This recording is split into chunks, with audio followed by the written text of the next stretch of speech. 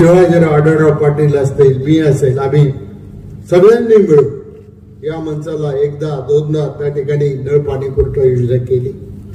पण आता जसं जसं या शहराचा विस्तार वाढत चाललेला आहे, जशी जशी लोकसंख्या वाढत चाललेली आहे, तसं या शहराला 24 तास पाणी देण्याच्या संदर्भातली योजना सुद्धा आम्ही आखली आणि त्याच्यासाठी लागणारं पाणी थेट डिंबे धरणामधून पाईपलाईनच्या माध्यमातून आणण्याचं योजना त्या ठिकाणी आखलेली आहे आणि ते काम सुद्धा उद्याच्या काही दिवसांमध्ये आम्ही मार्गी लावू.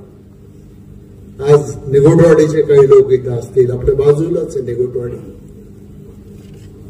निगोटवाडीला काय त्या तलावाचं नाव? पांडवदरा.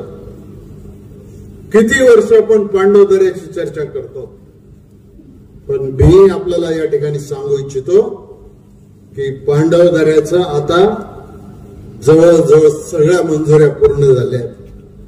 एक मंजुरी फक्त राहिली आणि ती मंजुरी झाली की पांडवदऱ्याला आपण जो तलाव त्या ठिकाणी बांधू